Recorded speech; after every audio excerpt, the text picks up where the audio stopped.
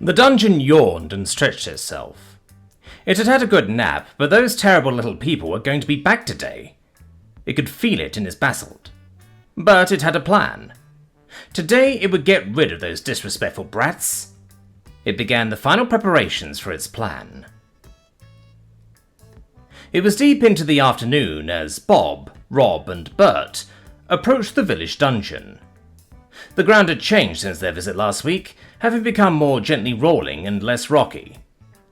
The three children looked around carefully to be sure that the teenagers weren't there yet. "All right," Bob, the leader of the three, said. "None of the older kids are here. Let's see what the dungeon has in store for us today." "Why do you get to be the leader today?" Rob asked, his voice high and squeaky. Bob smiled his trademark gap-toothed grin. "Because I turned 9 last week, and that makes me the oldest." "I turn 9 in a fortnight," Bert grumbled under her breath, then louder. "Then lead on, fearless leader." Bob walked around to face Bert. "Hey, you screamed like a little girl when those worms fell from the ceiling too." "Yes."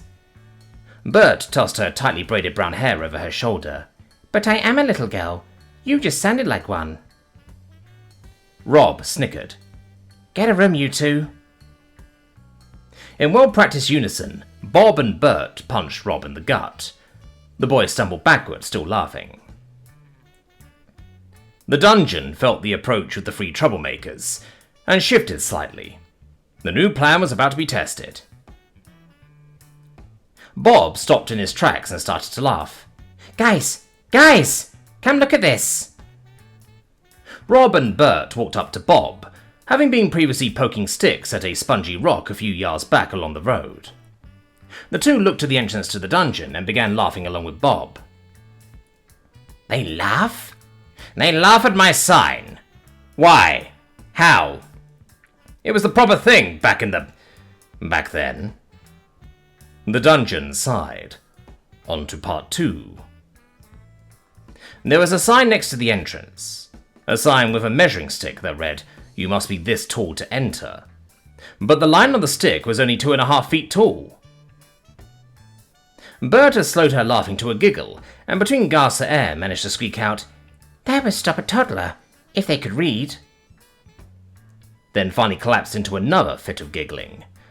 It would take some time for them to recover. The dungeon glowered at the three small adventurers as they made their way past its first line of defense. It shrugged again, then activated its second line. The children stepped onto the first chamber of the dungeon, a chamber that was constantly well lit by magical torches fastened high up on the walls. They laughed in glee as the highly detailed miniature wooden soldiers that had been waiting in formation started forward to attack. "I call the Green Army!" Rob bellowed. "I want white!" Bert yelled, strolling behind the now confused armies. "I will have red," Bob said, stepping behind his men.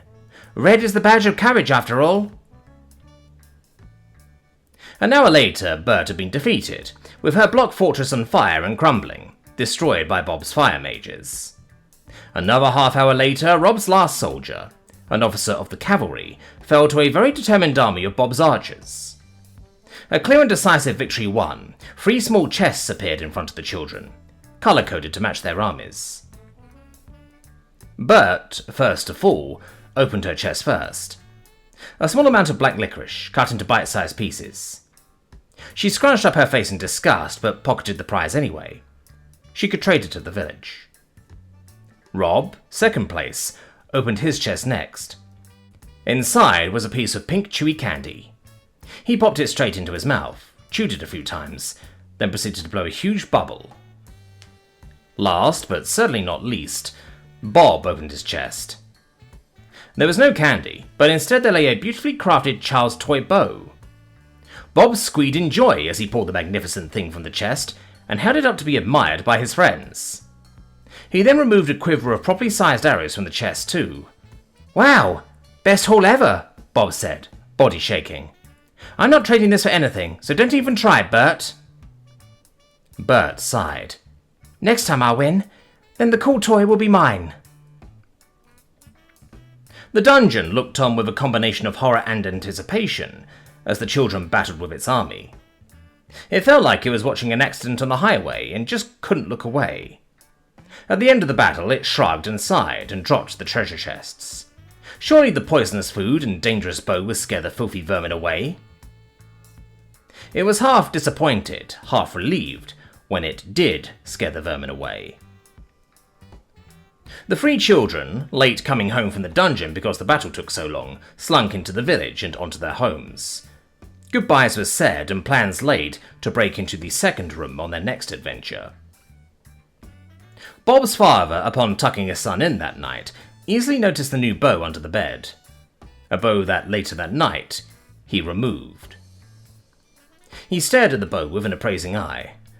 Well, the arrows are padded, and the draw weight isn't too bad. I guess I'll let him keep it. I'll just have to have a talk with him about safety first. He returned the bow to its place under the bed.